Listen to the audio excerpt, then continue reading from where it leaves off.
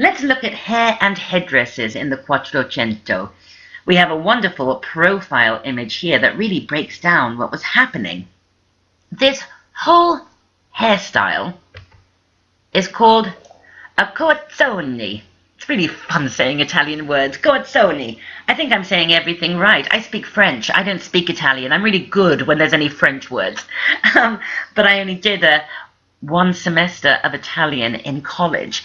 And so, fingers crossed I'm getting everything right. You can tell me if you speak Italian and I'm saying something wrong. But the coazzone was this whole rigmarole that was going on here.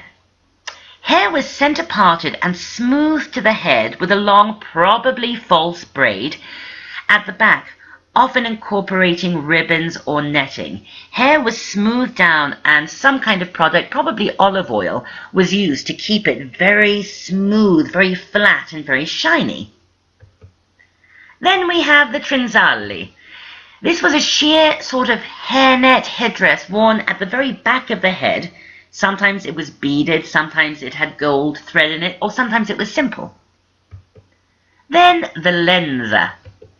This was a leather cord worn around the head, sometimes bejeweled, probably served the function of keeping the hair flat and keeping the trenzalli in place. There were no hairpins yet.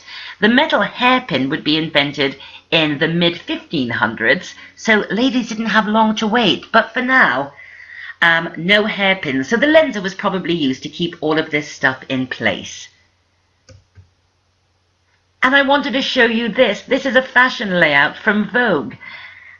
And you can see it's completely inspired by the coazzone and the whole art and look and palette of the Quattrocento, which is why you have to know this stuff. Another rather strange thing women did with their hair was this. It was called hair taping.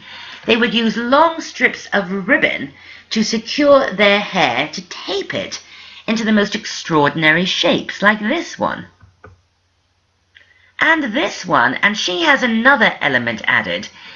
Often pieces of very sheer cloth were interwoven into the hair. This one is covering her ears, and it has a name. These pieces of cloth were called bendas.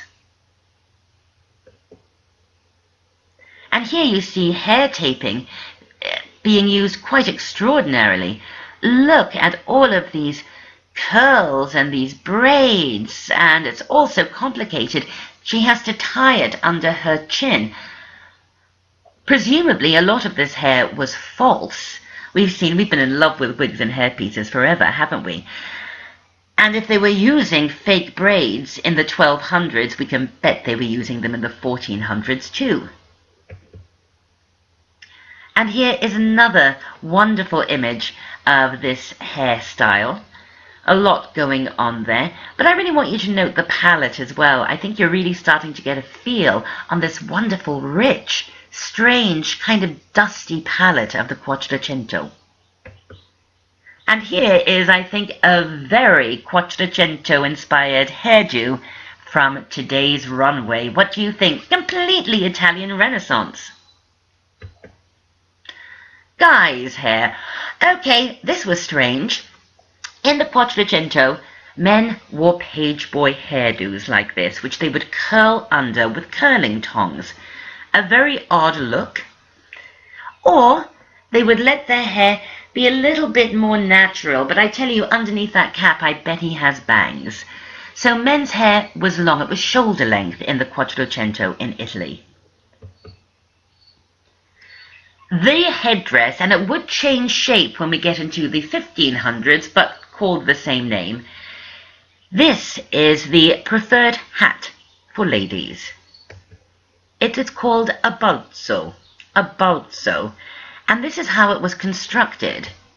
It was made out of balsa wood or wicker, this kind of basket weave frame over which you would place cloth. A balzo.